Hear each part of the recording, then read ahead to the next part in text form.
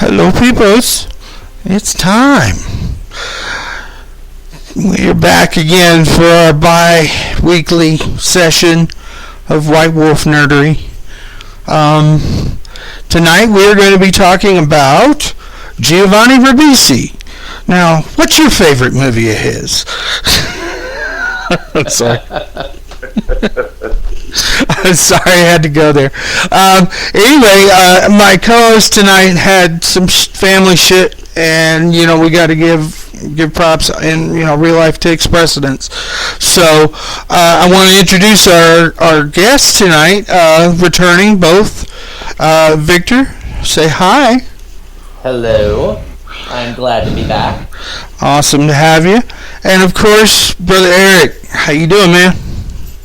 Doing pretty good, man. I'm still here, so that's good. Yeah, every minute above dirt is a good thing. Wait, we're talking about the Giovanni tonight. Are we sure that's a good? Yeah, that's a good point. Under the dirt? That's only the Cappadocians who had issue with that particular shovel head thing, as far as I. So, and of course, I want to say hi to the folks in the channel. We will get to questions. If you have them, throw them up. We'll be happy to answer them for you if we can. And I'm pretty sure these two guys can answer any question, Giovanni or Cappadocian related, that you can come up with. Right, guys? Don't make me a liar now. Myself is the Cappadocian dead. I can answer a lot of questions. I don't know about any question. I know, right? So, and just shoot the weirdest questions at me. Oh, we can do all that now. All right, so I figured let's do this in chronological order. Let's start with the Cappadocians. So, Eric, you want to jump us off, man? Well, Cappadocian, the guy who wanted to deoblerize God. Basically, summing him up one sentence for that antediluvian right there. But what about the clan itself? The clan itself was, I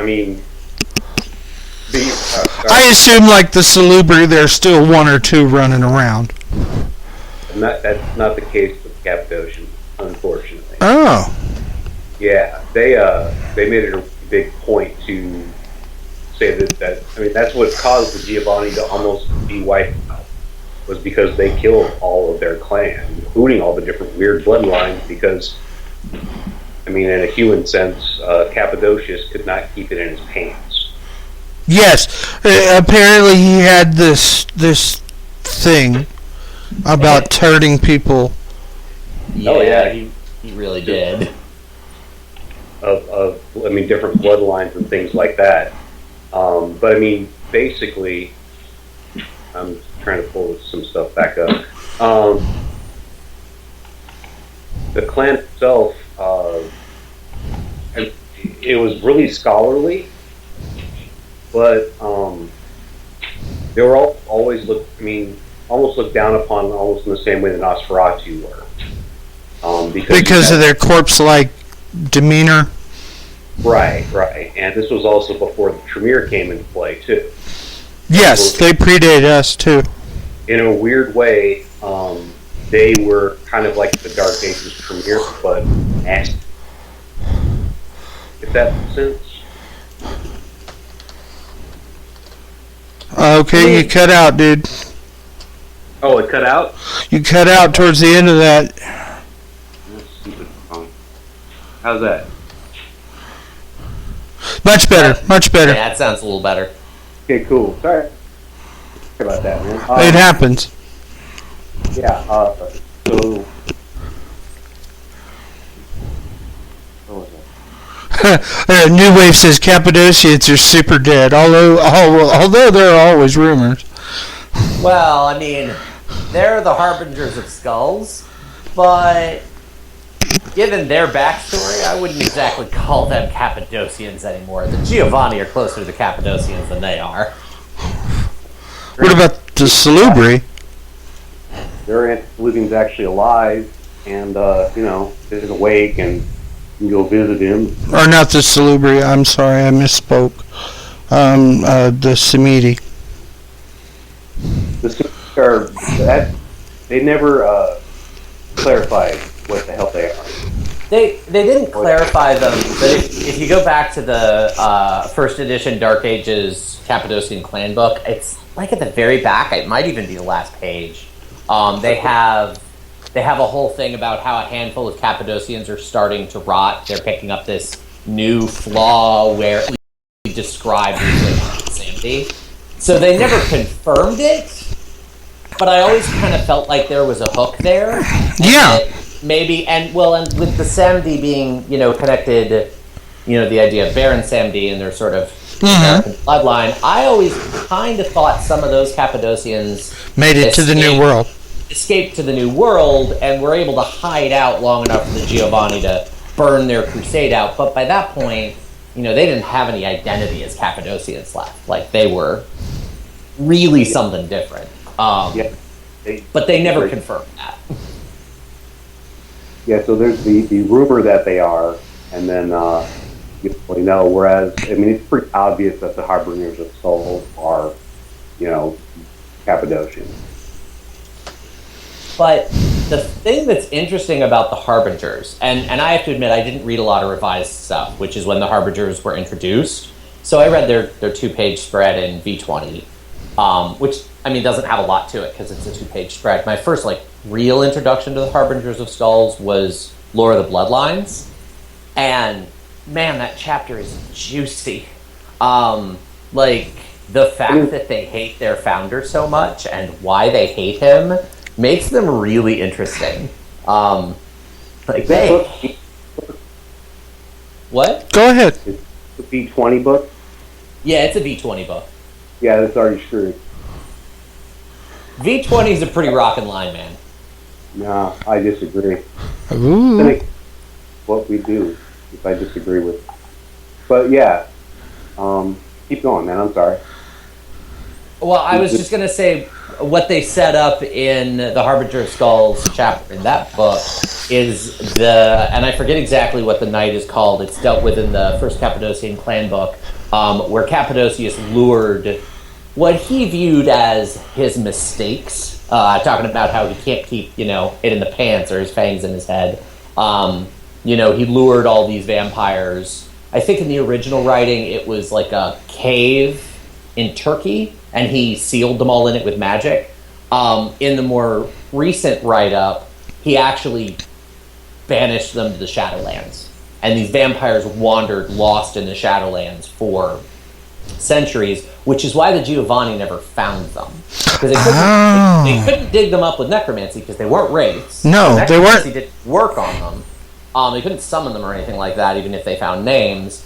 But the Giovanni aren't good at the path of Necromancy that actually lets you go into the Shadowlands. That was always more the Nagaraja hook from before.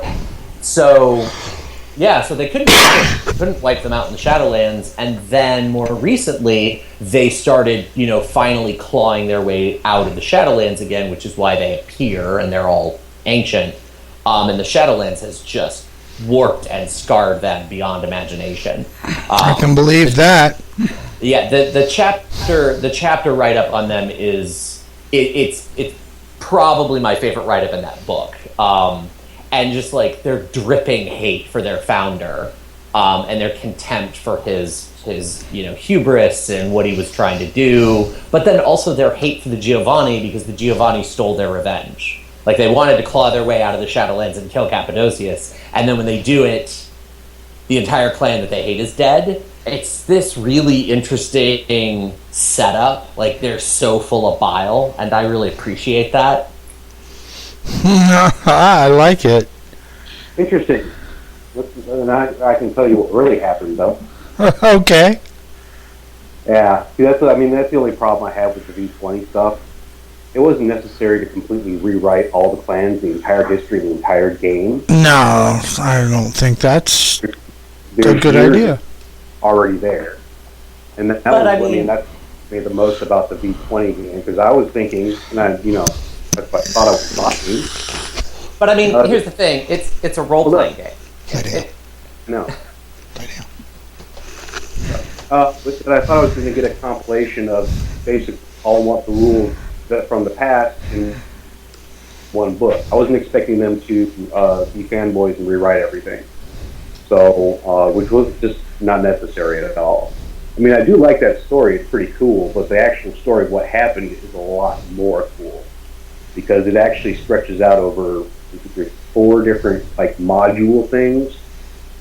Then you've got the clan book Cappadocian, which then crosses over to the revised clan book Giovanni. Well, sure. I mean, and that's all the stuff between the Giovanni and the Cappadocians. The plot with the Harbingers of Skulls goes back to first edition Cappadocian, though. I mean, they tweaked and spread out on the ritual of that banishment, but it's using that plot hook. That doesn't retcon any of the other stuff from those other modules. You see, there's a problem with the problem with that has to do with the death of the Palmaray, which had to happen, honestly, in order for the line to progress. Because the book Dirty Secrets of the Black Hand, as much as everybody likes it, went way out on the left field. There's already enough controversy about that book to begin with.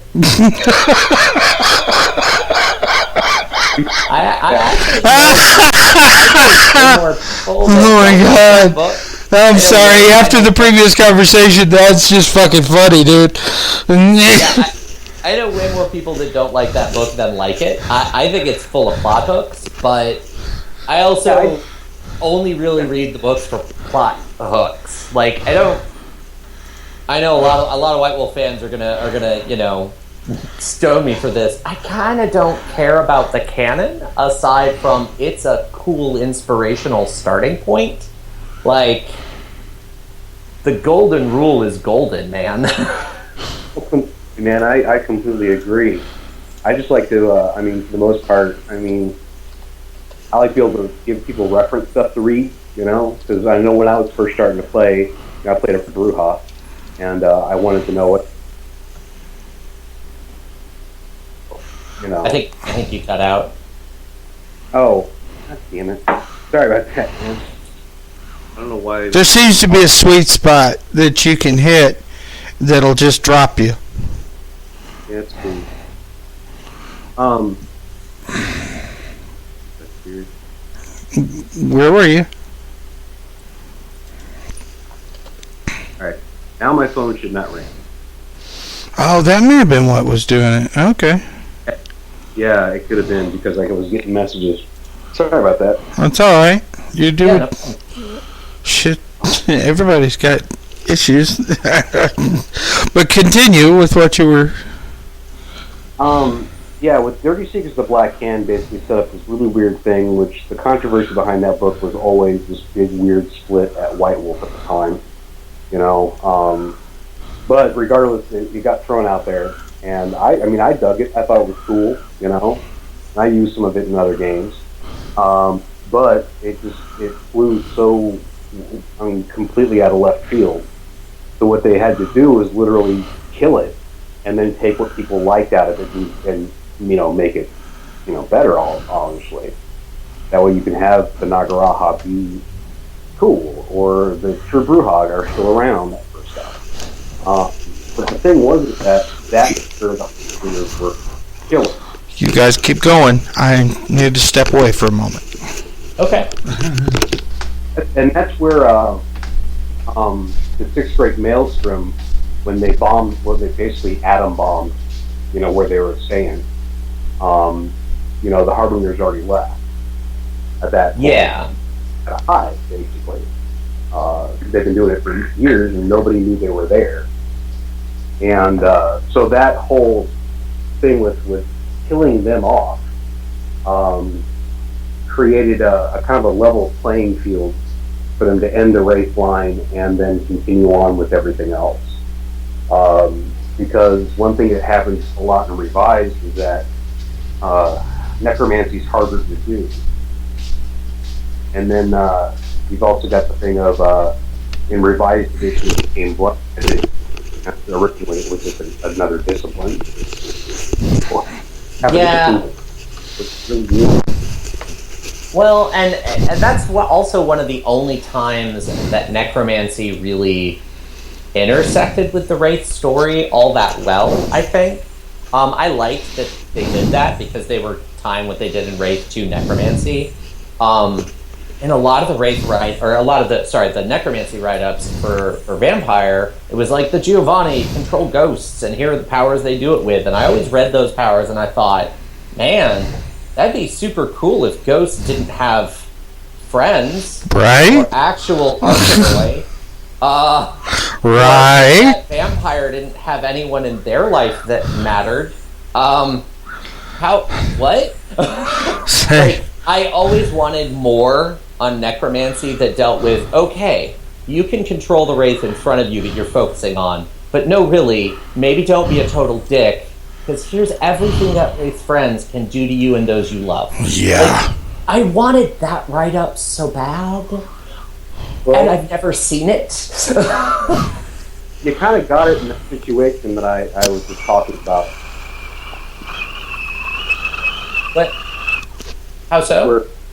They were all about overcoming physical death. So they were able to manipulate the physical stuff of death. So they could look like a corpse. They could, that kind of stuff. But when that Maelstrom happened, completely screwed up. Kind of crazy.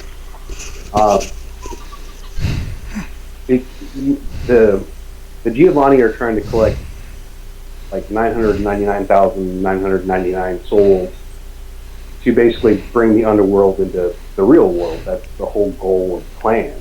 And that Maelstrom screwed that all up. Mm-hmm. How so? Did I miss something? Well, yeah, they had the Giovanni had Wraith gulags, but we can get into that a little bit later when we're talking more about the straight up Giovanni. One of the interesting things is all the different bloodlines that Cappadocia started also played a big part in the formation of Giovanni as they are now. Mm-hmm. Well, their flaw, the whole like the pain and agony of the kiss is I think the most accepted canon. I don't know that they ever firmly confirmed this. Because, unreliable narrator. Well, no, they did during the clan books, during the clan novels. They confirmed that that was the Lamia curse? Yeah, because Madeline Giovanni and one of her other family members share a guy they picked up at a club. And, yeah, they wound up having to kill the poor guy because of the amount of pain they put him in. But sure. I mean, the clan flaw is well known. I just mean the origin of it. No. It's unreliable narrator. I thought that it was like, it's probably the curse from the Lamia. Yeah, I mean, probably, but, unreliable narrator, World of Darkness. Yeah, right. But that's the cool thing about the rules, is that you use what you want, or you don't. That's not going to make any change either way as far as the enjoyment of the game is concerned. Which is primarily, I'm assuming, that that's what people play games for. Is to enjoy themselves. Well, sure. And that includes, and here's something I should make mention of. I'm going to go into more detail at the end of the show, but that also includes the storyteller. Just saying. I better be enjoying myself, or I'm not going to bother doing it. I'm just saying. So, but here we're still in the Cappadocians. Well, let's move on a little bit and move into some more specific shit as opposed to just arbitrary shit as far as the clan is concerned. Let's see. Looks like they made it all the way through to the Victorian age. I don't think so. No, that's Giovanni. No, hold on, my bad. Stepped away from I had to.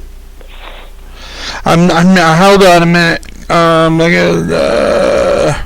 So yeah, it looks like they were Dark Ages at best.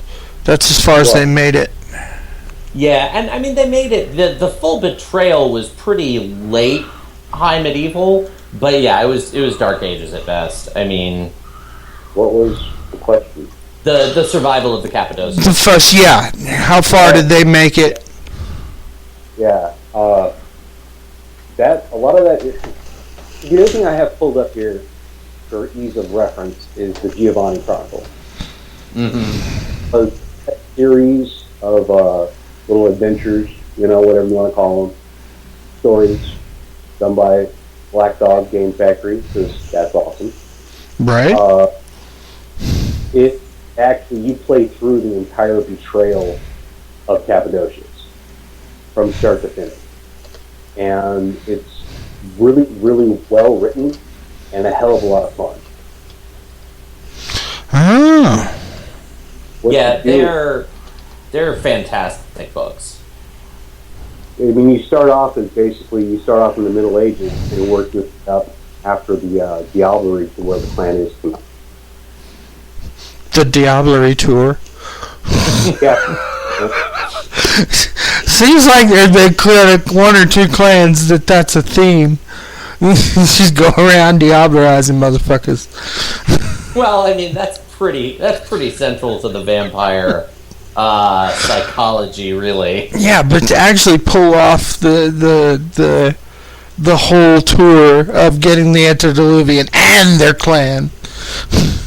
That's a little less common. That's a much less common. Even Tremere didn't pull that one. No, even Tremere didn't even pull that off. And he sort of lost in the end, kinda. Yeah, I mean, fair. If you ever have a one-shot night, or you don't play that often, it's really a fun thing to pick up and play through, and you can use it with any edition of the game, really. Yeah. Pretty much the way they write stuff is always, fill in the blanks anyway. Like I need a guy here. Yeah, random dude here, insert here. Well, and thankfully, it's in the list of books that they wrapped up in, because they did a bunch of the books as group books. Like you can get, Technocracy collected, or collection of the Rage books, and they collected the Giovanni Saga books. So you can get them in 2-packs, and if you find them like on Amazon or eBay, the combined books are a lot more affordable. I mean, of course, the original's always more expensive, but if you just want them to play through, it's a really affordable way to pick them up. Yeah, Eric mentioned that's one of the actual clan books he's read. The multiples of the Giovanni Chronicle. Yeah, I've run it. Well, some of it I've run once. Then that group just couldn't stay together. Everybody moved away. Yeah. But yeah, it starts off with the beginning of the Cappadocians all the way through. And one of the things that's really interesting about the entire story of the Giovanni is that there's all kinds of weird stuff about the Cappadocians. First of all, like was mentioned, that night where he sealed away a whole bunch of Cappadocians because he didn't like them anymore, and Cappadocians did that. They actually went back and they were able to get back into that city and it's crap out of people. As in the gangrel dude, what's his name? Oh. Which I one? don't remember. You talking about Javier, the Justicar, or the Beckett? Thank you. Oh, Beckett, yeah. Beckett goes back in there. He found it. Of course he did. And you don't hear from him again after that, which I think is really cool, because basically it described what happened to everybody in there, and the fact was that they diablo each other for centuries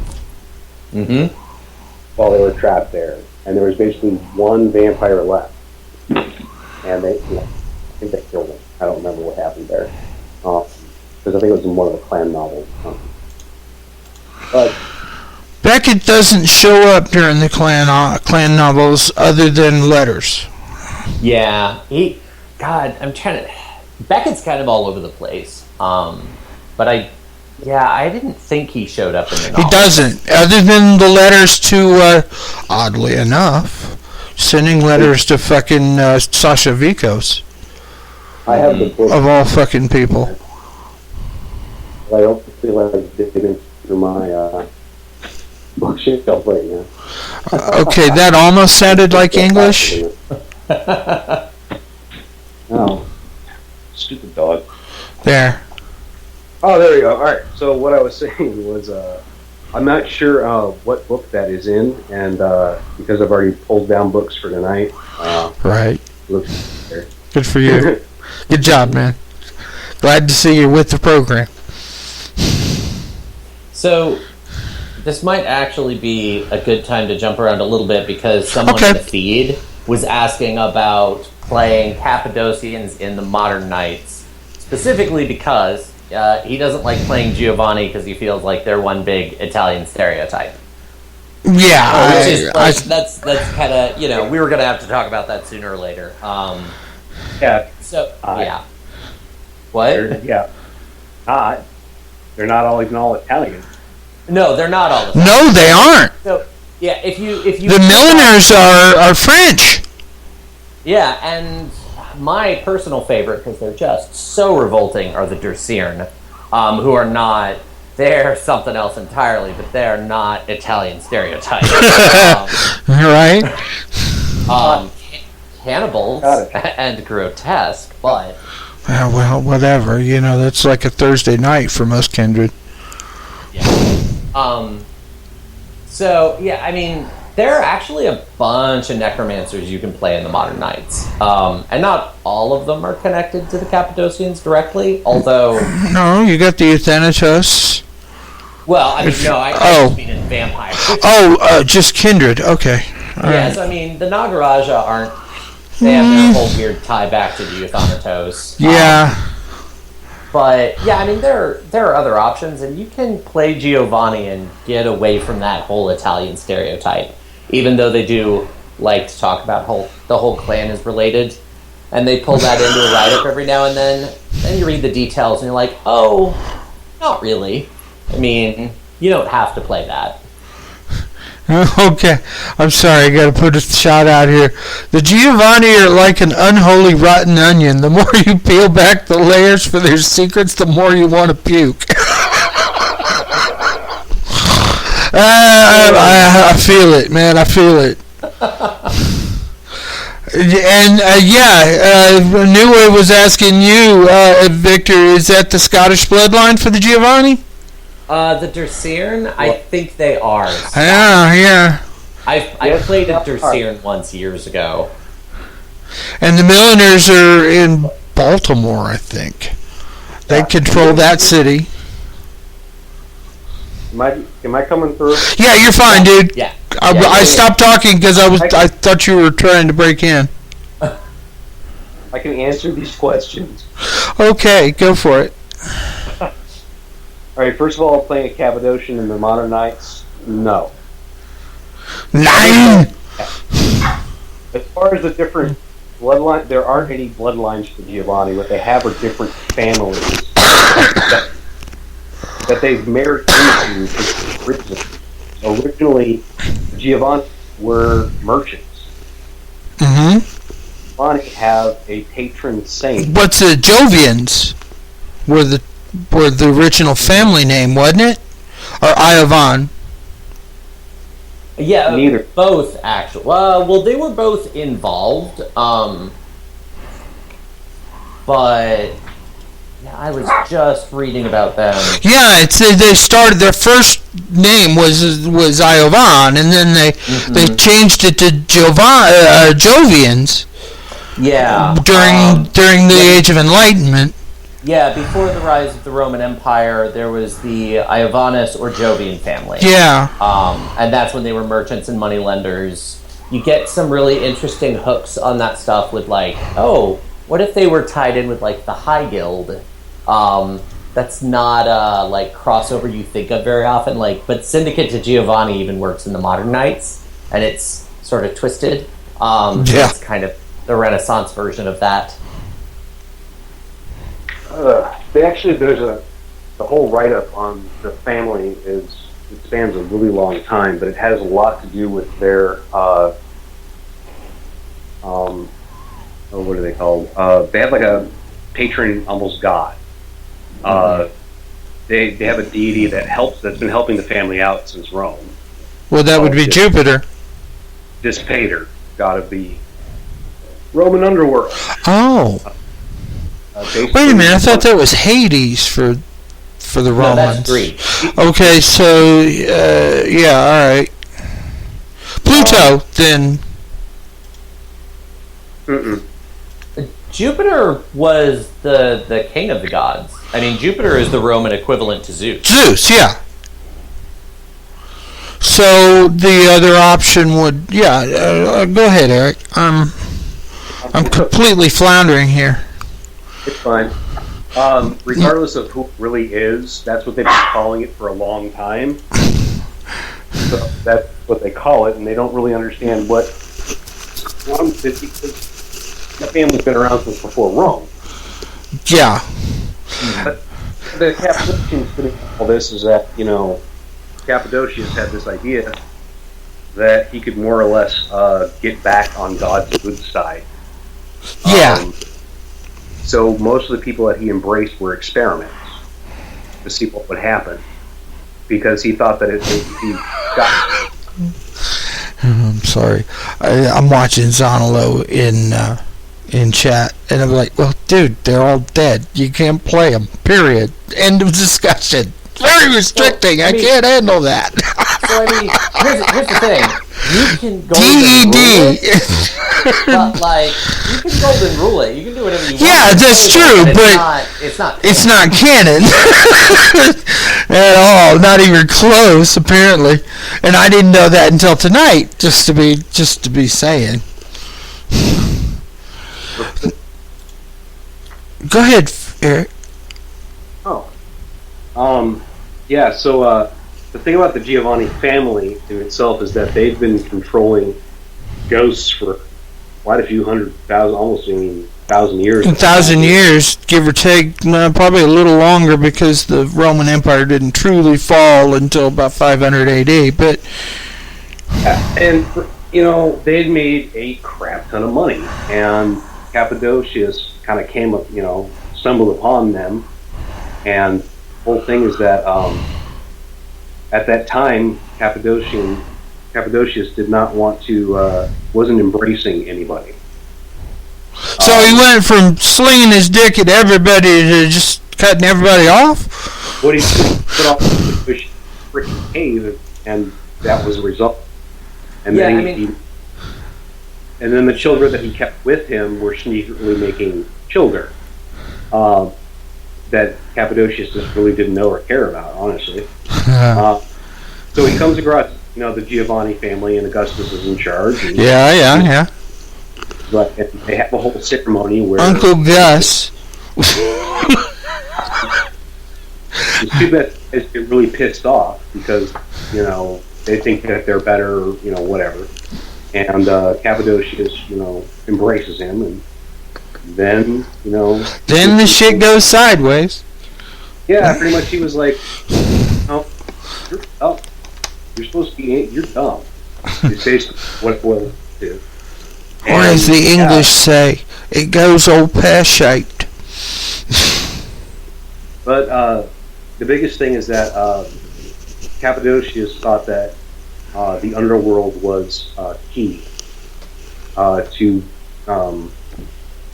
going back to heaven, which is what he ultimately wanted to do in Diablo Rising. Was that the reason? Oh yeah, I mean that was always his reason. Because the controlled ghosts, but Cappadocians couldn't. Yeah, I mean. No, okay, hold up. There was a question. Is it possible... shit. Oh, where is it? Jesus Christ. Yeah, what about vampire necromancers with none of those surnames? So, I mean, there are other clans that practice necromancy, especially if you use the revised rules, where all of the 101 death disciplines. Everybody gets thaumaturgy. Look under your seat. Yeah. Fucking Oprah giving it all out. not thaumaturgy, but like nihilistics and thanatosis and honestly Mortis all got turned into paths of necromancy. You get thaumaturgy, and you get thaumaturgy. No, fuck that crap. Necromancy. It's still magic. It's blood magic, technically speaking. It is. I mean, this is one of the few cases of it where it kind of made sense. Certainly a lot more sense than we're going to give every clan their own standalone thing. This was like 5 disciplines that they went, oh, these are all necromancy. Yeah, let's do that. You know, I mean, so once they did that, if you're using those rules, man, take your pick. There are necromancers all over the place. Yeah, that's true. You know, and even in the earlier rules, a couple of those clans had necromancy. I'm pretty sure the Nagaraja always had necromancy, but I'd have to... I would think so. Just for that particular clan? Yeah, I would think so. I think they did, but I'd have to go back and look at their second ed write-up. It's been a long time since I've read that. But I can't see a Toreador with necromancy. That just doesn't work for me. Oh, really? Yeah, I really. I totally see a Toreador anti-tribute with necromancy. I can't see it. Go to a few art exhibits about death. There was a guy who I went to his Halloween party for like 4 years running when I was living out in Raleigh. He had the best depiction of Saint Stephen, the one with the arrows. Yeah. Sebastian. Saint Sebastian. It was one of the best pieces of artwork I've ever seen, and a lot of his shit had a lot to do with death in general. Mm-hmm. But I still can't do Toreador with fucking necromancy. It just, I can almost any other clan.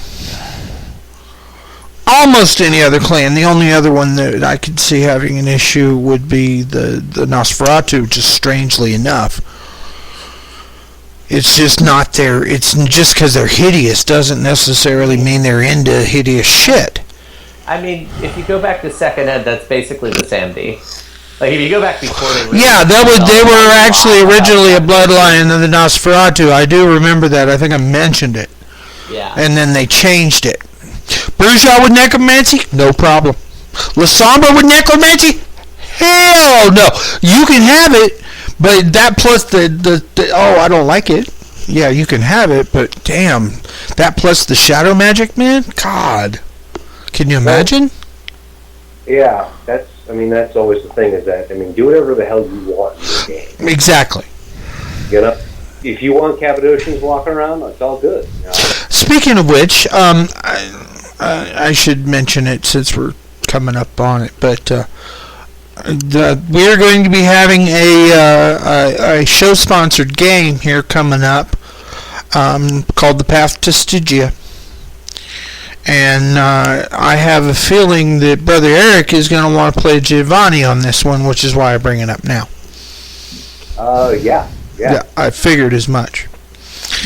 So that's one of those that I'm expecting to see good and unique uses of necromancy.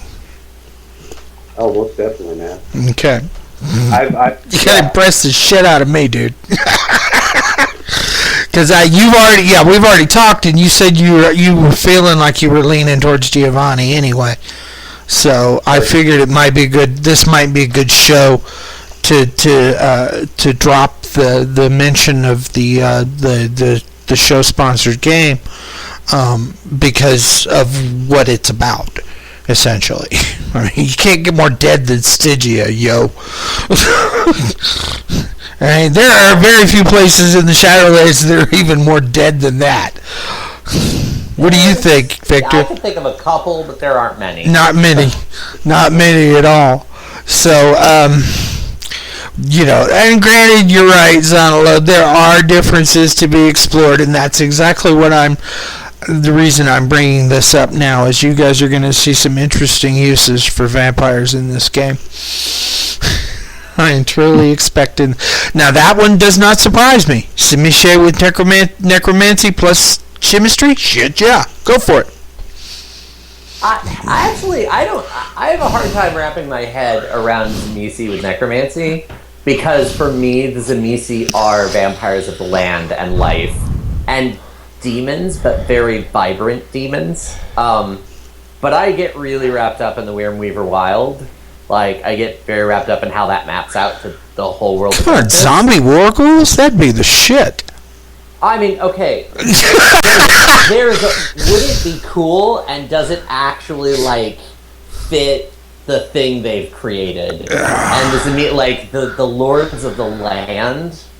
The idea of a Zamisi with Necromancy, I'm just seeing a, like, blighted barony in the Carpathians, and not blighted in the good way. The Bone Orchard, yeah, I could see that. I could really...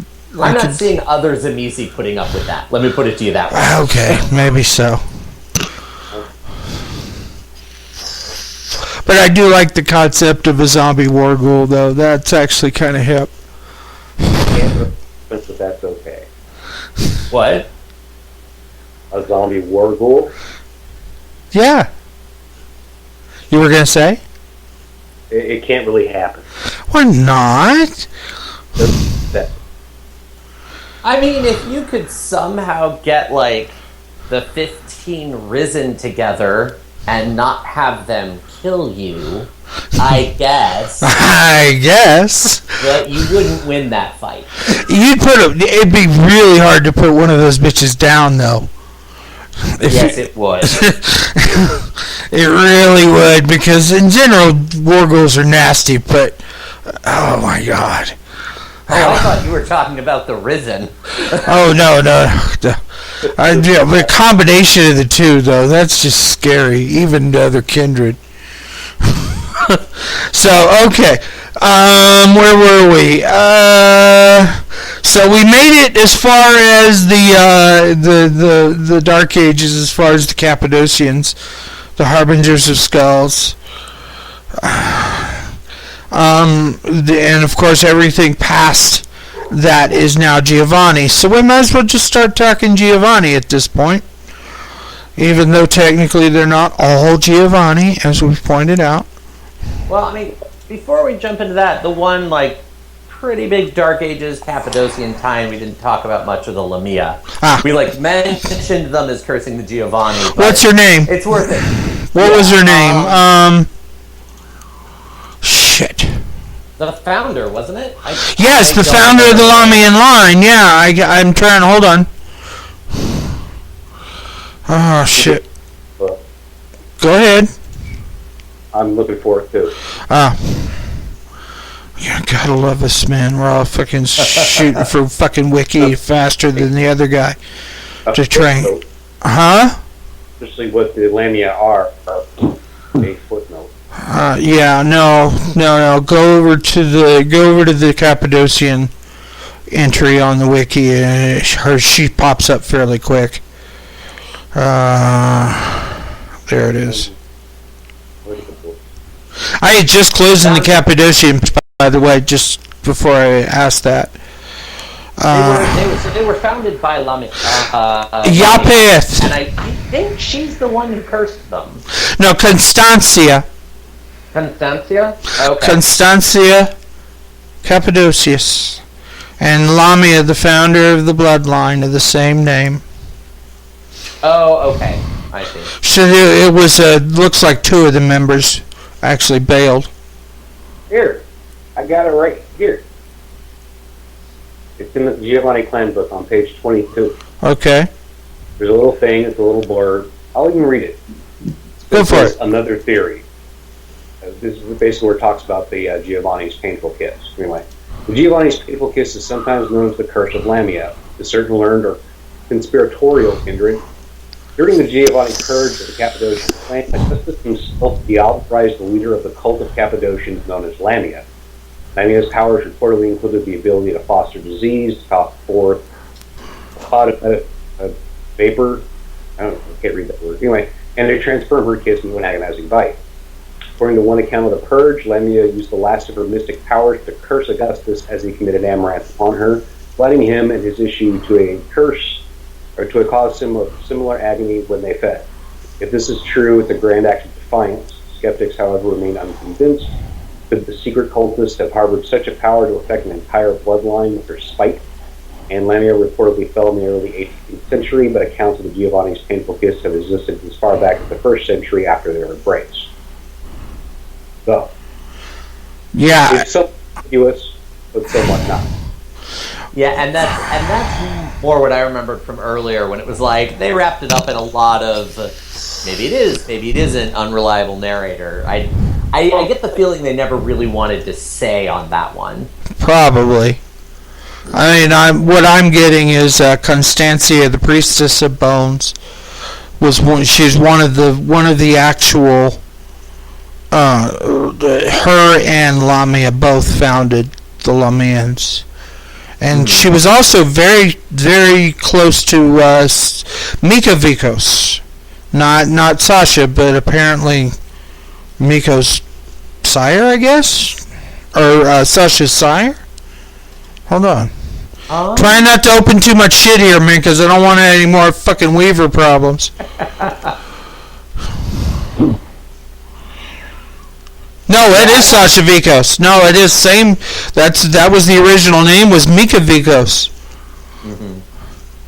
But it looks like both she and Lamia bailed from the Cappadocians at the same time, and she was one of the founders of the Lamian line, along with Lamia. Although she did remain loyal to the Cappadocians, the Lamia for pretty much their whole lifetime continued to be associated with and allied with the Cappadocians. It wasn't like a bad falling out. I always really liked the Lamia, but that's because I have a serious soft spot for Lilith. Right. And they are...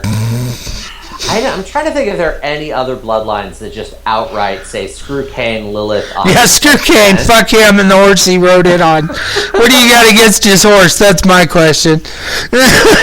And so I always appreciated that, and I liked the tie to death and the visceralness of their discipline. I forget what it was called before it was folded into Necromancy, because I've just used the Necromancy version of it for so long now. But yeah, I always enjoyed them. Eric's totally right. They are a footnote. I wish they weren't, but they're totally a footnote, unfortunately. Yeah, I have the feeling you're right. And yeah, and just so you know, Zalo, if you can find some storyteller that's more than willing to let you play Cappadocians in the Modern Knights, go for it, dude. And I have a feeling that quite a few storytellers are going to be more inclined to let you play it than less inclined to let you play it. Guys, would you agree with me on that one? Yeah, it always depends on, what you're doing as a storyteller. But I mean, me is whenever I'm running anything, I always let the players pretty much do whatever the hell they want. Mm-hmm. Within, I mean, unless you're enforcing, some weird ass house rule like I'm doing with the new game. Although it's not actually Victor's seen it. It's not that unreliable, and it's not a bad idea. And it was somebody I threw something on the OWD channel and said, all right, go. And that was the best response I received. And it seemed very equitable for both the storyteller and the players involved. So, that they don't know all about what's going to happen to them until it's too fucking late. Which is basically our job as storyteller. Yeah, that's just good gaming. It's just good gaming. It's like, oh shit, all that time I spent putting all these points into this and I can't fucking use it? Well, I didn't tell you to put all that many points into that. I just threw a whole bunch of mages into an unshaped a few weeks ago. Oh no. That's fucking crazy, dude. Why? Just because you're the asshole or what? Talking about the Giovanni again? Wait a minute, come on, what? Say again. Are we talking about the Giovanni again? Not yet. Oh, okay. We kind of sidetracked for a second. No, Victor, you want to Oh, no, I'm just saying I took a bunch of players and threw them into an unshaped, and there was a whole lot of that. Oh, I had no idea this was coming. What's going on? What, you think I'm just gonna write my chronicle to fucking fit you how you created your character? That's not my problem, dude. It is so not my problem. Well, depends on how you look at things. If you want everybody to keep coming back and play. Yeah, but if you can still make it enjoyable even while you dick them over, that's what Vampire's all about, man. Yeah, I know. Yeah, I mean... not just Vampire, though. There have been plenty of other games where that is very enjoyable. Yeah, I mean, the trick is you wanna take players and throw them at things... that they're not ready for. Handle, but only... But still handle. Yeah. Yeah.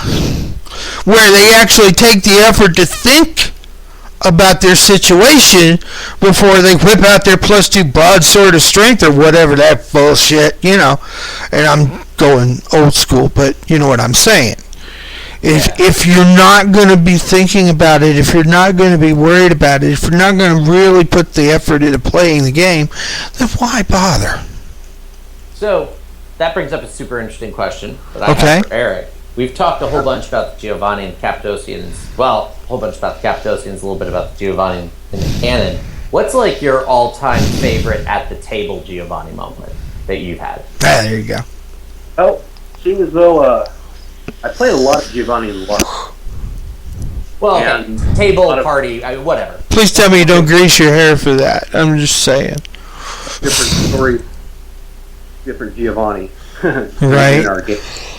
One of the coolest things was there were 3 guys. This was when I was in Austin.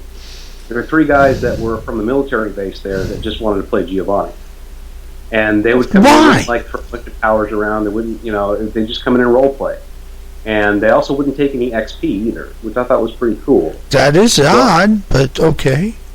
But they didn't. They weren't a stereotypical. I mean, it's very rare to have somebody play actually a stereotypical like Italian guy. Yeah, that's true. But those guys were a lot of fun because they always, threw in like a wild card. You never quite knew what they were going to do, and they liked it that way. Mm-hmm. Just a really great player thing to do. It is. Then people keep wanting to play with ghosts every now and then. I always have a side Giovanni, like I call him, who basically, You mean Brother Guido? Yeah. Yeah, him. I know him. Something like that. I created a guy who, I've called him a bunch of different names though, all with Giovanni. Well, Guido Giovanni always works. Because he had to be old enough to screw with the other players. But regardless, exactly. I gave this guy the flaw conspicuous consumption, and then eat food. So he'd actually carry around his own food with him, and had one of his ghouls or whoever was playing with me, or that spread everything out on the table and he'd sit there and eat in front of everybody. And whenever somebody would tell him to stop, the princess chair would move, things like that. The thing that makes the Giovanni scary, and the reason that so many vampire other clans fear them and leave them alone, is because they know where you live before invading arrive. Right. Look, Haven's a big deal, yo. They literally can stake you in your haven. Haven's a big deal, yo. They can stake you in their haven, and I've done this a couple of times as a player and as a storyteller. Is that I've left notes on people's chests. Yeah, right. Oh shit!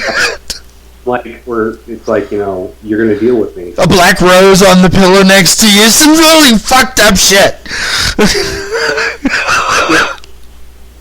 A horse head in your bed. I mean, come on. If you're gonna go Giovanni, you might as well go all the way, right? So that was one of the things that I did with the Giovanni that I thought was a lot of fun. It ended up being a short game, and I didn't really get to abuse it the way I wanted to. It was a late Dark Ages game, so like 1400. So the Giovanni existed, but they hadn't betrayed the Cappadocians yet. That setup was happening. And none of the other vampires really knew how the Giovanni worked. So I played a Giovanni nun, and we were using the V20 rules. I haven't read the revised rules for Necromancy. I know this didn't work in 2nd Ed, so I don't know exactly when this was introduced, but in the V20 Necromancer rules, you can control a wraith if you know their name, yeah. or if you have their visage. So a picture, yeah. Yeah.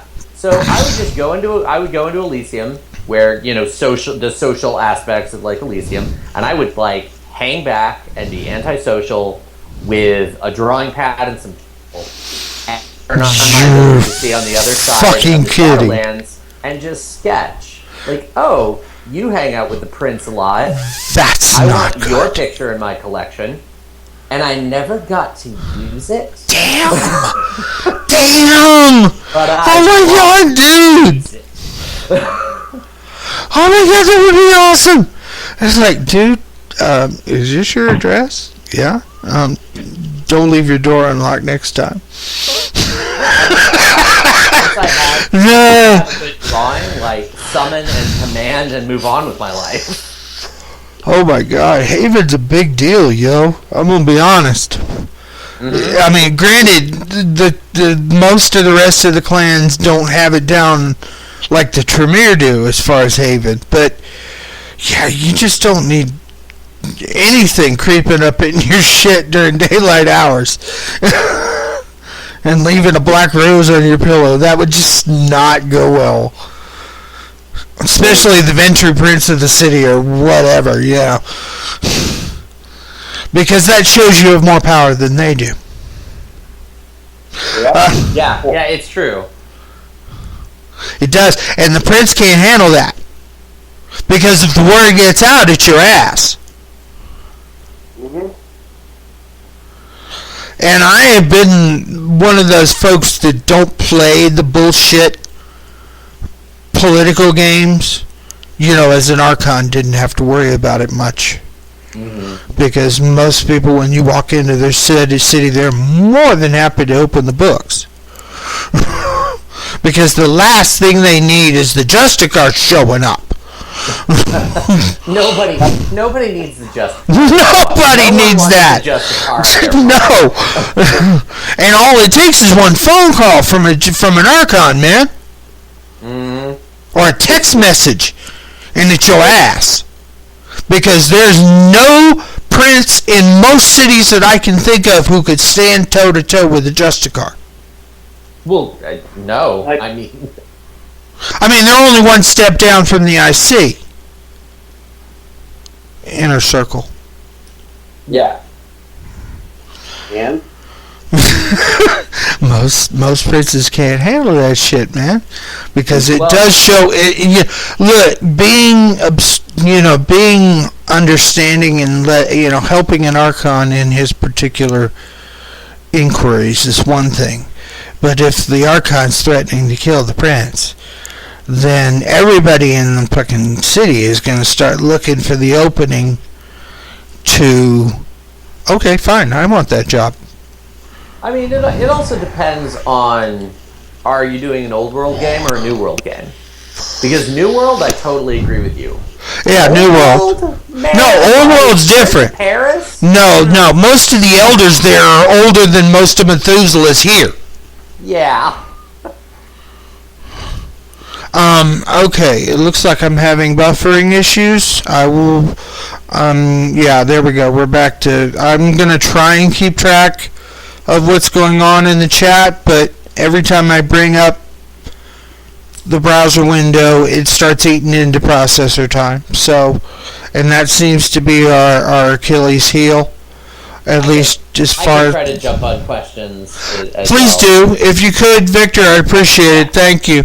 Normally that's my partner's job, but again, as I mentioned earlier, he has family shit, and can't fault a brother for taking his family first at all. Got to do what you got to do. Yeah, absolutely. Life always comes first. IRL always comes up over game. always, and that's cool. I got no problem. Never had a problem with it. So, anywho, yeah, you're right. Old World versus New World, but most of the games I've played have been New World. Archons here are a lot more respected for some weird-ass reason, other than that they're more powerful than most of the princes they have to deal with. I mean, that makes a difference. Okay, and I have been known to remove the head of a Ventry prince who talks shit. It's not a problem for me. Never has been. So that actually gets into another interesting thing with Giovanni. Like, we're talking about faction politics and all that. One of the things I love about the Giovanni is how just totally and completely neutral they are. Like, there are other neutral clans, but not as neutral as they are. No, they are just so not involved with the whole bullshit, and they're just not involved. But the followers of Set, the Assamites, they seem to be a lot more involved as far as the petty politics of the jihad. Well, go ahead. Well, that has to do with what the Giovanni have planned to begin with.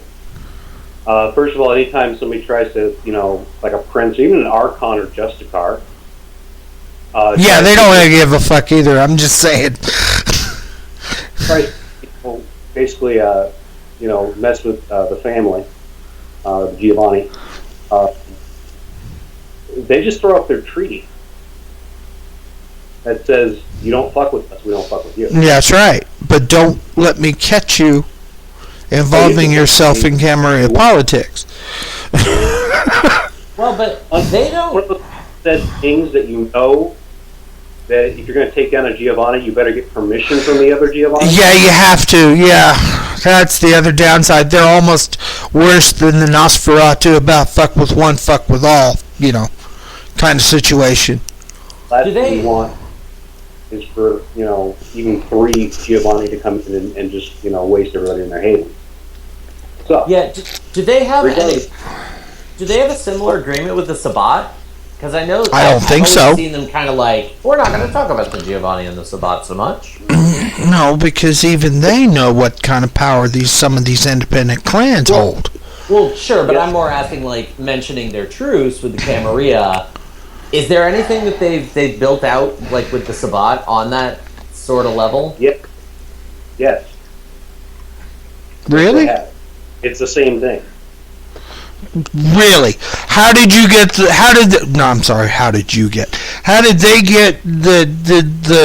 Simiche and the La Sombra to sign on to that bullshit? Oh, they're just all scared of the Giovanni. Yeah, I'm gonna be honest. They do bother the shit out of me too. What they did, literally, they ate. Oh yeah, they actually, yeah, and that's one of the things that the Sabbat do appreciate is the destruction of an antediluvian. Yeah, that's true. Like, okay, and then the Harbingers come along and they're like, oh, we kind of need these guys anyway, just in case the Giovanni try to start some shit. It's like a backwards contingency plan. But, yeah, that's such a weird alliance, but it's also such a alliance of convenience. Oh, it is. It totally is. Because the Harbingers are different. Yeah, it's weird. But my point is that what the Giovanni said earlier, Giovanni have been doing for a very, very, very long time is collecting souls of the dead. Yes. And not a lot of those souls appreciate that shit. No, they were storing ghosts for centuries in the mausoleum in Venice. Yes. Like when the Maelstrom hit, took all that away, but nobody knows that. Yeah, but okay. Technically speaking, if Gehenna didn't happen, that last Maelstrom was also... that's 2 completely separate things. Yeah, the Maelstrom happened way... The 6th grade Maelstrom was the Nagasaki attack, yeah? Yeah. So But then the one that's the one that cracked the foundation of Stygia. Yes. Stygian annoyed for like a bunch of weird ass vampires and a bunch of other stuff sneaking into the Shadowlands. All this war stuff happened. They found the ghost of a nuke in Giovanni. Yes. Mm-hmm. Yes, that I do know. Came down. Can you imagine? Really? That's scary, man. The ability to just wipe out that many dead people. Oh, yeah. I mean, but the thing is, that's totally happened before in Wraith. Like, that's actually got, not the nuke, but the Maelstrom. It's the 6th great Maelstrom. And there have been 5 prior to that, including the Black Plague and... Yeah. And it's the second one that was caused by something in the Shadowlands. I mean, that's what I mean by there's precedent. Four of the 5 previous ones were caused by atrocities in the real world, but one of them was caused by an atrocity in the Shadowlands. Yeah, it was caused by the genocide of wraiths in the New World by the renegades that fled Stygia. Yeah. So, really need to brush up on my Stygian history. Yeah, that's its own weird little story. That has some interesting necromantic implications. Yeah. When you get to Giovanni in certain parts of the world. But hearing about it, but not knowing exactly what happened, because even after the 6th great Maelstrom, there were quite a few raids that were not willing to discuss it, even with Giovanni. Well, it was that devastating. Giovanni are good. There's a really great little story in the clan book about how a guy manipulates a ghost. Basically, it's a ghost of a little girl, and he finds basically all of her feathers. One of them is a doll, her favorite doll. With him, he needs something, and then if he doesn't really use a bunch of necromancy to control the ghost. He just holds the feather and says, I'm going to pop off Miss Polly's head if you don't do what I say. And those pretty much do it. That's how they do things.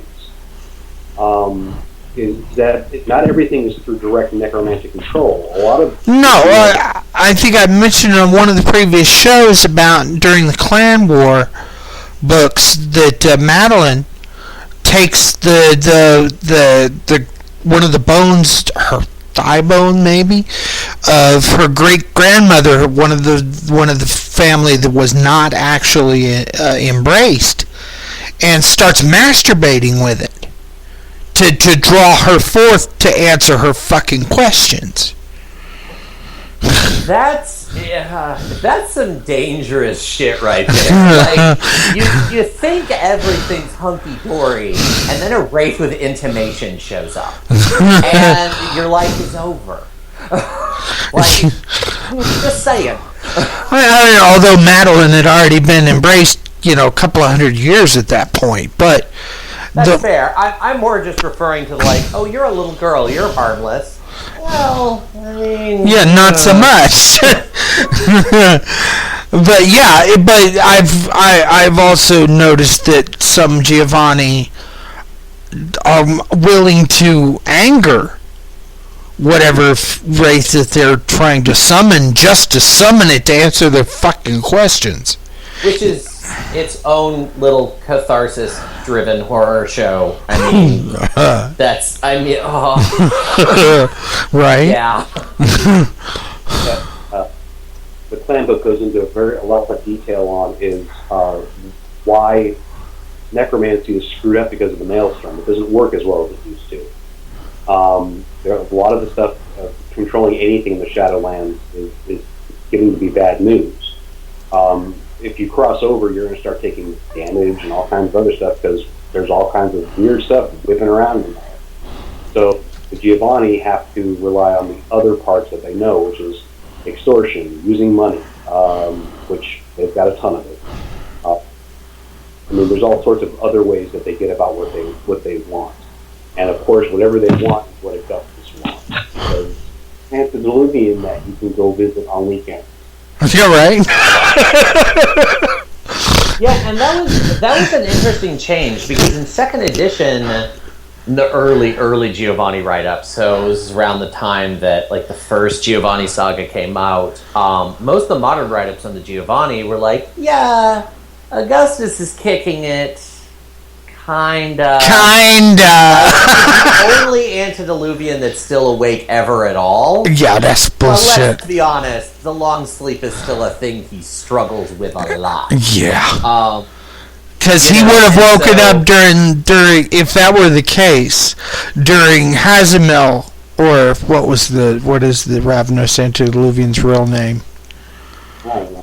I'm not a huge fan of that story, so I've never committed it to memory. Okay, anyway, yeah, you'd think that he would have woken up more, during that time frame, along with the other ones that did, including the Niktuku for the Nosferatu.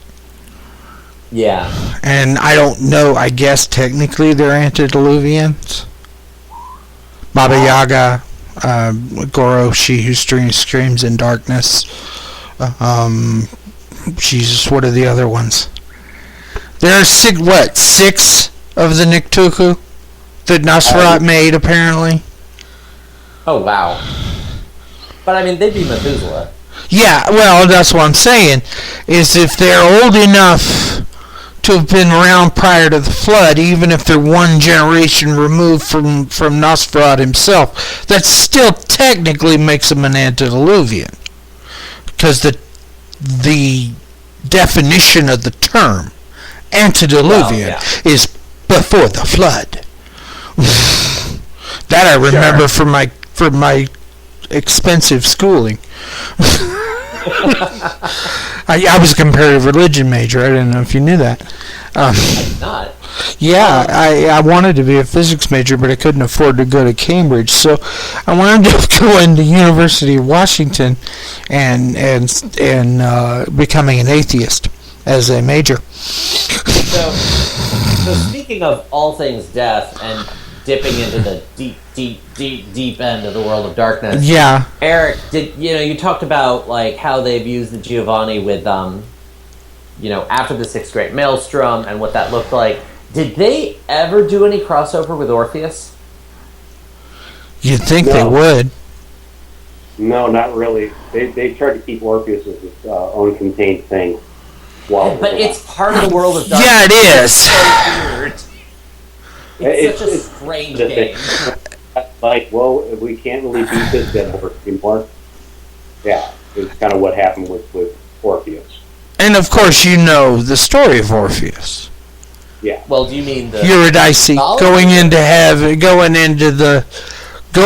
of the ferryman to take you across just because you sing good? Well, I mean, sure. Like Orpheus, for anyone who doesn't know it, and I imagine there are a lot. Actually, it is obscure and did not. It is relatively obscure. You are correct. Yeah, it was this like tail end. I think it was their first experiment with we're going to do a limited run, set number of books, tell a concrete story format. They ended up using in Chronicles of Darkness. It's after the Sixth Great Maelstrom in the old world of darkness, and there's this technological espionage spy group that has their agents astrally project into the post-Sixth Maelstrom Shadowlands. What? And they continue the whole storyline with the Abyss, and one of the main villains is Grandma, the maw of the pit that rises up. There's some cool stuff in it. It is, technically part of Classic World of Darkness. Not so compatible. That's bullshit. Yeah, no, it is nowhere even close to compatible. I mean, I'm not going to lie, I like it, and I've used plot hooks from it before. I've never tried to actually use it as written before. And it's a 6-book? It's either a core book and 5 source books, or it might be a core book and 6 source books. I'd have to look again. It's one of those like they added on like Mummy? Not exactly. Mummy was always meant to be used with the other games. Orpheus was an experiment. It's a lot more like, when you think about Promethean the Created, or Changeling. Yeah, Frankenstein, the expansion, yeah? Well, no, I mean, I'm talking about the format of those game lines, where they did a core book, and then they did a discrete number of source books that told a story that completed a very discrete narrative they had planned from the beginning, and then they were finished. And that was the first game. I still have no idea why they did that shit. It just does not seem fiduciarily conducive to the game company. Well, it just when the cost skyrocketed and it became harder and harder to make books and sell them, that's when stuff started happening, because while they could fiscally do a whole bunch of vampire books and those would automatically sell. Oh, and then some. Yeah, if they're gonna try something new out, that's what they usually do. That way, if they want to, they can pick up where they left off. Yeah, I mean, it's not a bad format. Yeah. All right, keep it going. I'll be right back. Sorry, the vodka's going through me. The thing about those was that it all had to do with the cost of printing books. I mean, that's what it boils down. It had to become something cost effective for the company to do, and that's why, I mean, there aren't a lot of role playing books, and there's a lot more available on PDF nowadays, because then people can still publish the stuff and everybody can use it.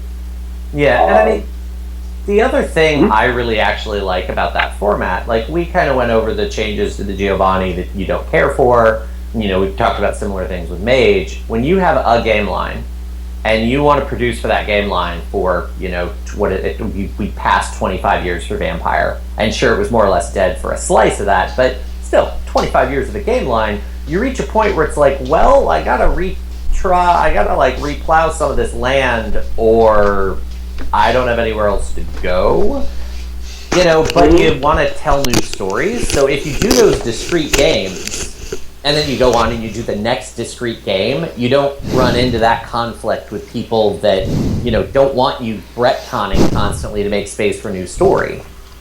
Yeah. Alright, I'm back. Sorry, I don't drink much in general, but when I do, it tends to go through me fairly quickly, and I apologize. But I thought I should get a little toasty tonight for this discussion. I was hoping it'd make it more interesting, and I hope it has. So, alright, so we're moving on to, we're firmly into the realm of the Giovanni Ribisi, and watching him and sorry. So we're moving on to the Renaissance, 1444. Augustus Giovanni's child, Claudius Giovanni. Go. Well, 1444 was when they diablerized Yapith. Yeah. And they have a party every year on the same day that it was done. Wait a minute. The conspiracy of Isaac was a criminal force in itself, but ultimately a distinction, since Hardstadt, I love him, by the way, he's awesome. As far as Ventru go, he's one of my big top 3. Go ahead. Go ahead, Eric. I completely lost track of what the question was. I'm sorry. 1444. Yeah, 1444. That was the year that Augustus diablerized Cappadocians. Yes. And became an antediluvian. And they celebrate it every year on the same day. And they have a big party. And anybody who is, of the family can come. The betrayal of Cappadocius and his children was later called the Bite among Giovanni family members. Yep. Yeah. Like I said, you can play the whole thing out in the Giovanni Chronicles, because it's fun. Yeah. That sounds fun. It's one of those things where that time period, on one hand, it's it's a lot of fun to play the module, but it's not actually where... It's kind of not where the juiciest parts of the Giovanni are outside of that little intrigue. Like, you can talk about, you know, what happened at that supper and the setup and that story, but it's all kind of isolated. The Giovanni, I feel like they get a lot more interesting once you get past that, and they start to, you know, interact and make the truces and engage with the rest of Vampire Society. Yeah, before... in 1528 was that agreement that I told you about, called the Promise. Mm-hmm. And that was basically how everybody dealt with what Giovanni had just, I mean, almost just, if you're looking at like vampire terms, it was just for 100 years or so. But anyway, it was how everybody dealt with what they did. They killed all the freaking Cappadocians. Every single one. I hate to tell you, but that's the way it is now, you know, unless the storyteller says otherwise, but go ahead. Well, I mean, then that's terrifying. I mean, if you look at the Cappadocians, and certainly if you've ever tried to play one, they're not the most stalwart vampires. Well, you don't go wandering around, I mean, unless you're trying to play goth, you know, go and wander around in regular, you know, kind society. It's definitely going to get you noticed. Sure, but, you know, I mean, their powers didn't tend to be the most brutal, and they were introverts and, you know, scholars. Yes. But at the same time, it's a whole clan, and some of them were brutally powerful. Oh, yeah. So, yeah, I mean, I can completely see why the rest of Vampire Society would be like, well, we hate you, but we like our hides more than we hate you. Well, yeah, exactly. And to bring up my clan again, is that, you know, a lot of the other clans are willing to tolerate you as long as you have something to bring to the table.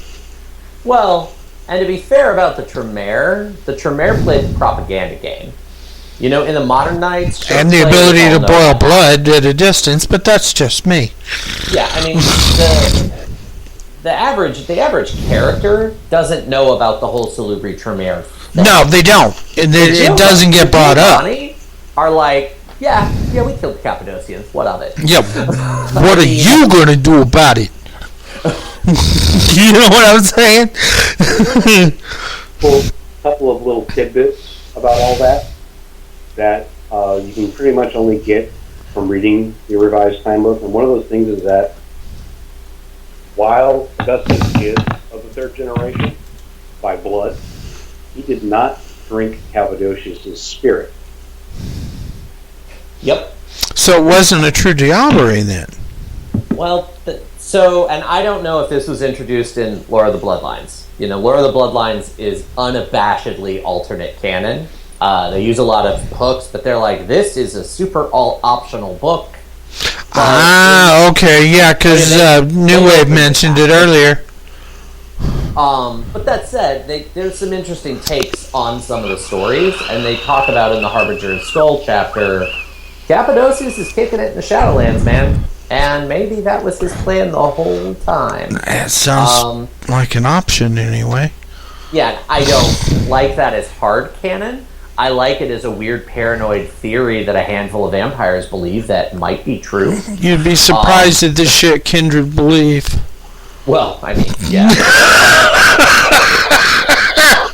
I mean, there's this whole thing called a Book of Nod, yo. That most folks believe is gospel. I'm sorry, but no, it ain't. The reason I put stuff up is because it's very important to the clan. Because the biggest reason that they did kill all the Cappadocians was to find this one thing, which contains the soul of Cappadocian, so that Augustus can complete his Diablerie. And more or less, Augustus apparently Diablerie's a bit harder to do than most of us have been told. Well, again, there's that whole thing of Cappadocius and studying death, and maybe it's not harder than we've been told most of the time. Well, for instance, my particular clan issue with that particular deal is that even if you diablerize somebody, that is not always the end of the game. Yeah. Even Malcav walked away from diablerie, relatively speaking. So again, I say it's not as easy as folks would give you credit for. My thing is that during that same time, where he basically raised and the truth, and something was that all the rest of You're breaking up again, Eric. Sorry. I said, basically, Giovanni wanted to kill all the Cappadocians for a bunch of different reasons, but the main reason was because they tell him where the true vessel was. Yeah. And he finally up the last of them and basically, destroyed this big old temple, got this cool book, and then, finds this guardian wraith thing, makes it his bitch, and then tells him, well, you just destroyed it. You're screwed. Yeah, right? And by the way, you should tap your grinder a bit easier. Sorry. I had to do it. I know that sounds way too well. I'm sorry. And of course, this is another one of those reasons why I will never monetize this channel, is because I want to be able to say whatever the fuck I want without anybody getting bent out of shape about it. But yeah, I'm right there with you. But a lot of folks, okay, back in the day, before the net became serious, we used to do White Wolf gaming via forum. Not, and I'm talking about you were online doing your thing at the time, in your own room, whatever. And, well, diablerie was one of those things that got thrown around way too easily. The things, I can diablerize this guy, that means he goes away and he won't ever bother us again. Oh, dude, you have no fucking clue how this works, apparently. And my clan founder actually spent, how long? 1,000 years? Fighting against the guy he diablerized? To be totally fair about that, though, 10th level Obeah was that plot hook. That's solid specifically. But, fighting for 1,000 years over a body. Sure.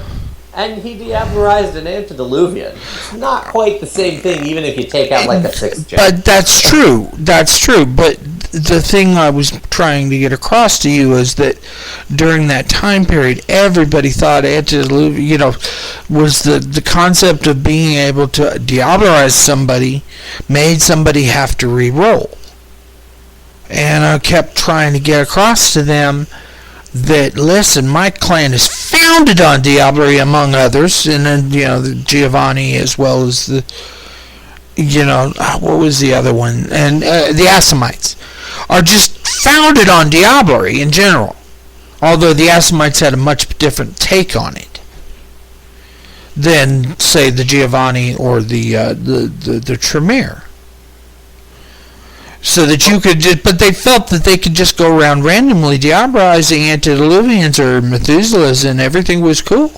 Well, that's the thing, is that they did. That's what happened. And that's what the formation of the Camarine Sabbat was. Mm-hmm. Basically, a bunch of people got pissed off, with being controlled by their elders, that they rose up and diablerized all of them. The Camarilla were more along the lines of, they don't exist, don't worry about them. Move along. No. This is not the droid you're looking for kind of situation, as opposed to the Sabbat, who went actually out to try and diablerize their antediluvians. The reason I bring this up is because it has a lot. Basically, this one period in time has a lot to do with how the Giovanni are now. And basically, if they didn't come up with that the promise, then they were screwed because they were going to be thrown in with the Assamites and everybody else. And the Tremere squeak box, with all. Yeah, it's the thaumaturgy, man, and it's the only reason we maintained our status amongst the camp. The thing is that Giovanni, man, are a lot more complicated than people give them credit for. Because I believe that. Yeah, basically being a Giovanni is already tough enough because. And don't expect because you are a Giovanni, you're going to get help from other Giovanni. Well, see, that's the thing, is that there's a specific merit for Giovanni to have the actual name Giovanni. They're called First Blood. All right. What's the Giovanni zip code? Pound star.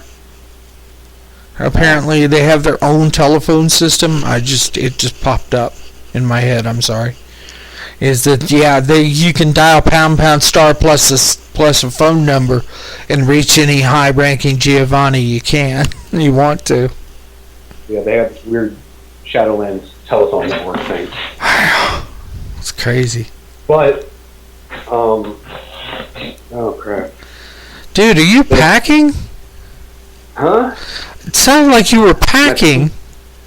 Well, that was my floor and probably some of my knees, but that's okay. Are you okay? Hey, I'm fine. No, it sounded like you were dragging one of those tape guns across a box. Oh, I have no idea what that was then. Wasn't it? Weird. Oh. But go ahead. You were saying. Eric? I was trying to what I was talking about. Oh. So that thing happened. Sorry. I'm sorry. No, it's fine, dude. You take fucking help me out, Victor. You were talking about the sort of once they're founded on, diablerie, and once they sort of have to get past that. Yeah, what it they was. do with that. They went above and beyond diablerie, so that was a huge thing. Oh yeah. Basically, the whole reason that they did it to begin with was because they wanted, Augustus is a Greek bastard, and they wanted all the power, and they had it through necromancy. It's extremely easy to kill. Arrogant, scheming mage at your service. Just checked. It's no, they're the only ones that actually wiped out their founder. Mm-hmm. Well, apparently both Simiche and the Lasombra claim to have done the same. Just saying. Are still Lasombra and Zamisi. Yeah, you still get Zamisi anti-tribute. You still get Old Clan Zamisi, Old Clan Lasombra. They're rare, but they've done write-ups on those characters. But the Antediluvians have been diablerized, yes? Well, sure, but I think what Eric was saying is they wiped out... Giovanni wiped out all of them. Oh, okay. Just eat a guy. They wiped out Eat a guy. Alright? All because pretty much Augustus was tired of all their shit because he thought they were pussy. Yeah, I can believe it. You can get really tired of your clan after 1,000 years. I remember what I was talking about. Cool. About the family itself. The thing about, you have to, in order to be, like, your name be Giovanni, it's a merit. The other thing is that a lot of Giovanni spent a long time as a ghoul before becoming a vampire. And they also don't... That's right. They don't embrace people at random. No, they don't. You have to actually do some above and beyond for the family to even get noticed. Noticed. Yeah, and the other thing that really stands out with the Giovanni, and it's part of what they get from that family dynamic and the ghouling dynamic is they have a lot of mortal necromancers that they work with as well. That is true. It isn't like, oh, we're going to wait until you're a vampire for you to start dealing with the dead. No, fuck that. You're going to need practice. There's sorcerers that deal with this stuff as well, and the thing that, I haven't seen it written up in rules in a long time, but in a lot of the previous older books, they said, if a mage gets embraced, if a sorcerer gets embraced, if a vampire dies, some of that power goes with them. It will change and manifest as whatever's appropriate for what they're becoming, but they're familiar with the process of manipulating reality. And so it's easier for them to pick up, however the new supernatural they're becoming does that. And I mean, that doesn't seem like a huge thing, but if you're consistently embracing humans that are going to be like, yeah, okay, I'm a year in and I have 5 discipline dots, that's a big deal. Yeah, it is. The thing is that status within the family is very important. Above and beyond for the family, before you even get looked at, that one's covered in the clan novels. The misconception of it being 1, all Italian, 2, all one big inbred family. No, that's bull. Not reality. There are actually very few people named Giovanni. Mm-hmm. Like I said, there are a whole silly number of names that go along with that particular clan. Milner, Giovanni, they're the Scottish one you mentioned, and that's just among the more preeminent family names that are involved there. What it boils down to is that they have managed to stretch their mortal stuff all over the planet. They have a family, one on every continent. And a shipping network that knows no equal. Right. And one of the things is that they actually have more money and financial power than the Venture do. Oh, and then some. But of course, the Venture would never admit that. What they've been doing is setting up 2 things over the past, a few hundred years. Shit, the last 1,000 years, yo. Is not only do they want to bring the Shadowlands into the real, our plane, for lack of a better. Was not a good thing, I'm just saying, but okay. Building this fort for funds, and they kind of ran out of stuff to spend it on. Well, when you have all the money in the world, what do you buy? And one of the cool things is that that's why the Milners were brought into the family. First, they got married to somebody that was a descendant of a Giovanni. Yes. And they hate the Kennedys. No, you're right. You're right about that. They don't very happy with that particular. They actually, in the World of Darkness, the Milners are responsible for the death of all the different Kennedys because they're I remember reading about that. Yeah, I thought it was crazy, but I loved it. Mr. Milner, Francis Milner, keeps their skulls on his mantle. Does he now? Yeah. That's necromancy, y'all. That's how much he hates that. And it's all because he got passed up for promotion by a Kennedy. Yeah, by Papa Kennedy. I forget his name. The Giovanni like determination. They like, anybody who's determined enough to make their own way. Above and beyond, like I mentioned earlier. You got to be above and beyond for the family before you'll even get noticed by the kindred version of the family. You've got some weird things that pop up too, like the Pizanov, who are basically they're South American Giovanni. Really? Okay, that's a new family. Yeah, that I'm familiar with. I'm not saying it's a new one. I'm just saying I thought I knew about all the Giovanni names, but I guess I didn't. So, first of all, there's a whole bunch of them, but the major ones are Milners, Duncern, which are Scottish. Uh-huh. Just happen to meet people every now and then, but we just don't talk about that much. No. They do. I love playing them though. They're fantastic. Yep. They have all these group of Aztec priests. Wow. That's awesome. No, that feeds right into the clan thing. When the conquistadors came over, Yeah. Giovanni with them because why? There was money. No shit. It's funny. El Dorado and shit, yo. Yeah. Here's some money. Go tell us what's there. Oh, there's some what? Okay, cool. Let's go check it out. Let's go check it out. These motherfuckers cut out hearts for a living. This is what they do. So it's like, and they're the descendants that came from that. It was like the last of the Mayans and Wow, that's cool. also have their own form of necromancy, which is very interesting. It's not. It's more they have specific rituals that they can do, like removing a heart. And yeah, that's the Halak is the god of whatever it was, I forget, but Halakta is the actual, this is what your spirit is sent to the gods to do thing. When we cut out your heart. It's all in one of those blood magic books. No, that one's actually from my ability, from my schooling.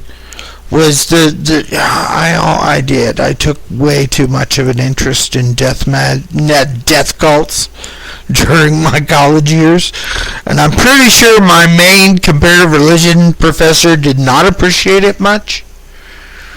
But yeah. Yeah, so you're mentioning like the Aztec priests and whatnot. Did they? Because I have not read that stuff. That's an interesting take. White Wolf doesn't do a lot with South and Central America. Did they do anything with the Flayed Lands? Because that area of the Shadowlands is seriously screwed up. Well, they talk about it a little bit, but because it's gone, they don't really need to.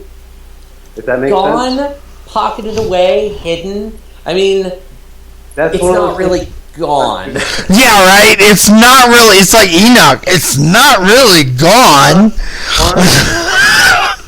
Exists too much when there's a giant storm eating everything away. Oh, you're talking about the Shadowlands being gone. Oh, yeah. Flayed Lands. Oh. No. No. So the Flayed Lands specifically were wiped out when the Renegades invaded the Americas, and there's a whole weird story there with the older race from South and Central American cultures basically having to hide away in sort of spiritual pockets in the Shadowlands and staying hidden. Hint, just saying. Yes, they do. This particular Giovanni family has been surviving off of them for a while. Oof. Really? They don't have it hard enough. Right? The Maelstrom hit, and everybody was fucked. That seems to be the case. For anything even remotely Shadowlands oriented. Exactly, because that's more or less what happened, is that whenever you go in... Shit went sideways. That's a real concise way to put that. when basically you have a storm made out of like teeth, it's really different, weather pattern, No shit, yo. The Maelstroms weren't exactly... No, the Six of Great Maelstrom, from what I read, was not fun for anybody. The Sixth Great Maelstrom destroyed the entirety of all civilization. It didn't destroy Stygia, but it damn sure fucked with it badly. It destroyed Stygian society. It cracked the foundation of Stygia. Thank you very much. No, so when you read Ends of Empire, the title kind of says it all. Ends of Empire. The lords and ladies still rule, but Charon is gone. No, that's the thing, is that the biggest problem that Giovanni have is they can't find new rates. Because after the Maelstrom, didn't the veil become thicker? Well, not exactly. Because you have things risen popping up, you have things like actual zombies popping up every now and then. a lot of stuff like that pops up because of because basically all the ghosts are trying to get out of the Shadowlands to survive. Yeah, right. Because the ship just went sideways over here. There's not a whole lot there. When you come really close to getting 1 million souls and then lose all of them in one big bang, that kind of says exactly what happened in the Shadowlands, which is very important. But a lot of them were taken into the Maelstrom. Well, Yeah. I mean, Maelstrom so is Oblivion doing its thing. yeah. And the fall of Stygia has to do with a lot more than the Maelstrom. I mean, Death Lords were shown for the abominations they were. Yeah. There was a whole political failure there, so, like, the island that has the city of Stygia still exists.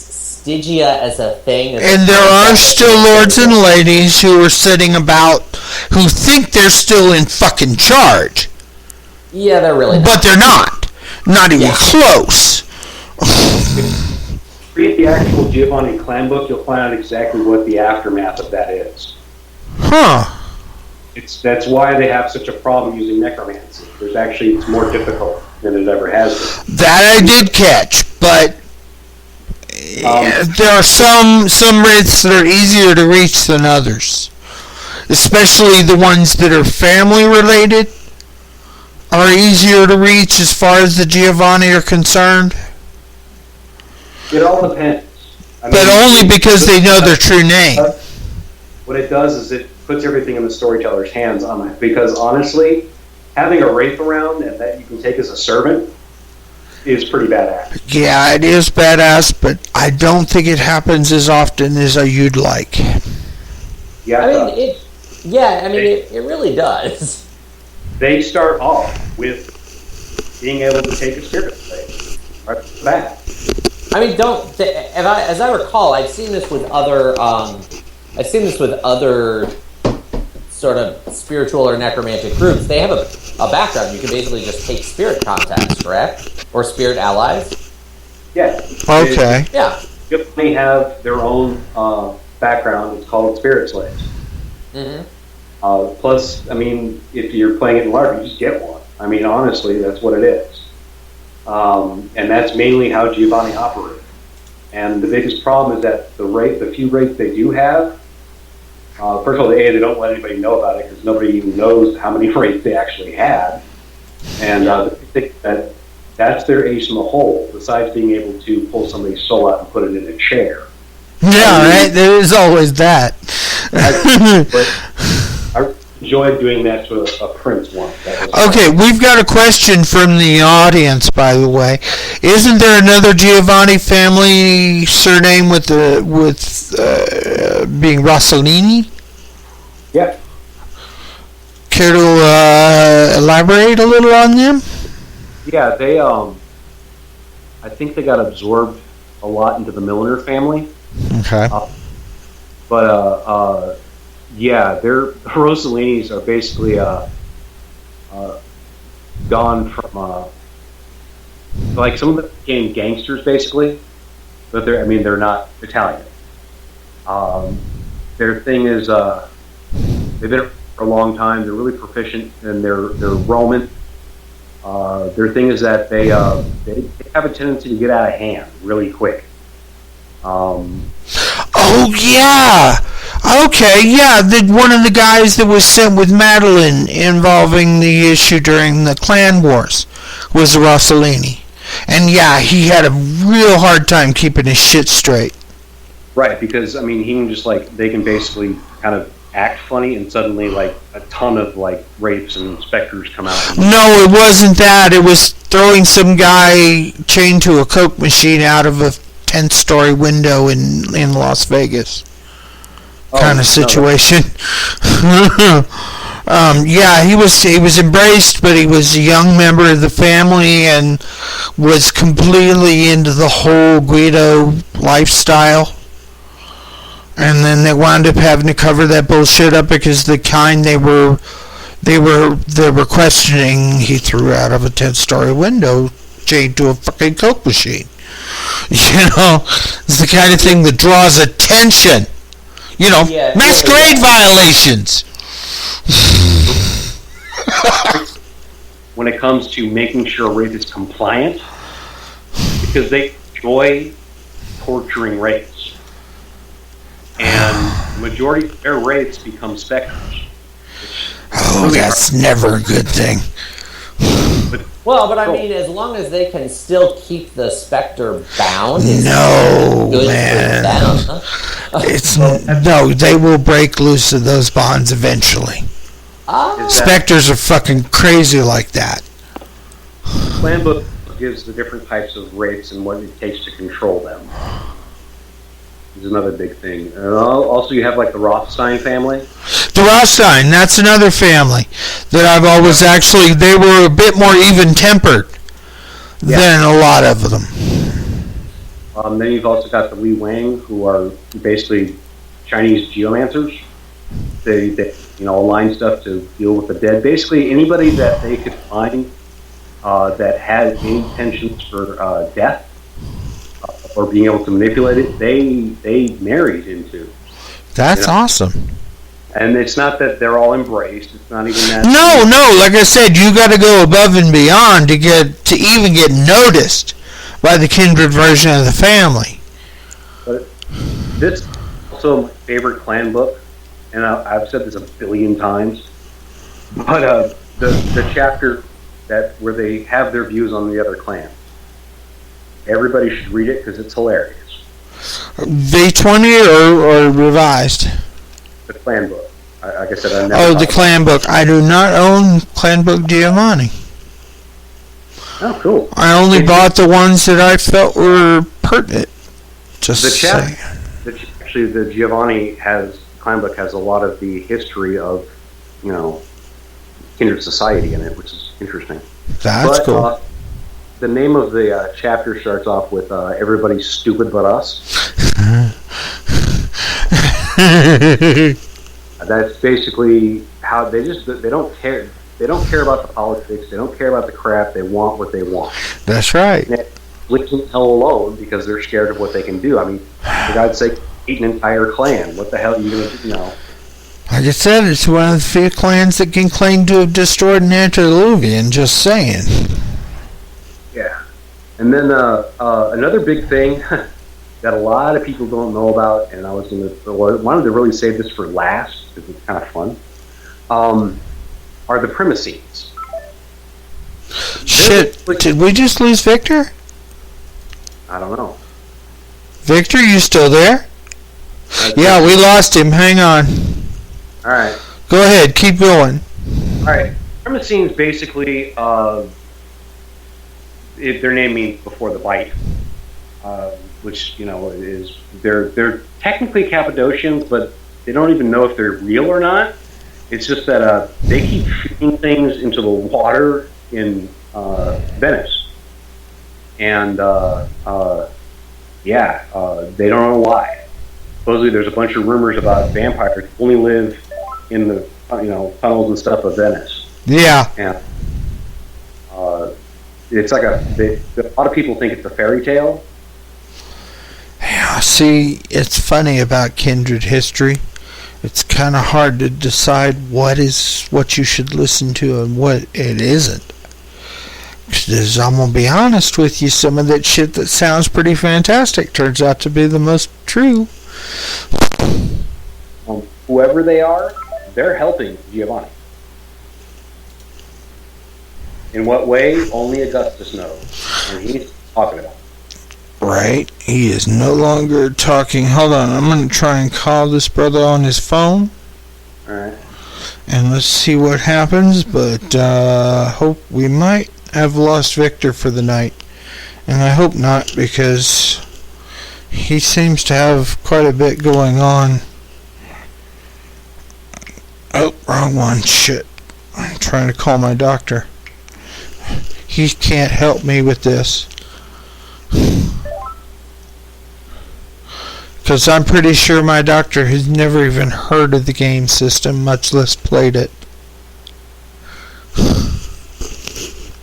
Hey Victor, what happened? We lost you. Okay. Alright. right. We will wait. No, we'll wait for you to come back. You're still live on the air, but only half of you is. So we'll see you here in a minute. All right, I just throw me just shoot if we've only got 4 minutes left, so we'll go ahead and catch you on the next time around, okay? All right, Victor. Good night. No, it happens, man. I get it. Later. Good night. Anyway, Brother Victor will not be with us the rest of the night. He's got other shit going on. He's in update hell. Oh boy. It happens, man. It really does. It happens when when that little fucking thing in your taskbar suddenly decides you need an update and you need it now. Bullshit. I can go. I can feel the brother's pain. But anyway, we've only got 4 minutes left. Ladies and gentlemen, I want to let y'all know again is that we're having a show-sponsored game on Roll20. It will be posted to our main page here on Facebook when we open up the entries for folks wanting to play the game. Brother Eric here will be one of those folks who I'm seriously expecting to play Giovanni with this. So there you go. You got confirmation, folks. He's going to play Giovanni for this one. Oh, it's going to be lots of fun. They're going to be race all over the fucking place. It'll work for me. Well, the name of the chronicle is The Path to Stygia. So I plan on fully being the most arrogant Giovanni. Please do, because I mean, come on, coming from a Tremere player, arrogant is gonna take some effort. Oh, just saying. Arrogant, scheming mage at your service, yo. That he can back it up. I'm storyteller. I am God.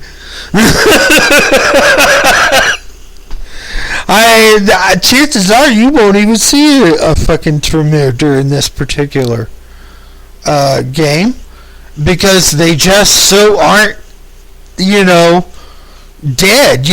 Thaumaturgy, but Necromancy's a whole nother fucking horse of a different color, so to speak. Mm-hmm. It's still magic, don't get me wrong, but it's not the same thing. It's not even close. So, anyway, let's see what New Wave's got to say here at the end of the show. He's like, oh, the Giovanni. I love the Giovanni. Yeah. Well, here's the deal. My doctor is actually from Nigeria, so I would be super surprised if he knew who the hell the Giovanni were, much less wanted to play. What do you think, Eric? Well, there's a whole family helping down here. I have a feeling we won't be seeing him. But anyway, alright. We are at the end of our show. I want to thank y'all tonight. Brother Victor, of course, says goodnight. And I'm going to let Brother Eric say goodnight himself. Good night, everybody. So everybody have a good night. We will see you again in 2 weeks for Kindred of the East. So keep your shit straight and come back in 2 weeks. And we're going to talk about the least vampires possible. And during one of our shows about vampires. It's going to be really strange. We'll talk to y'all then. So have a good night, y'all. Say good night.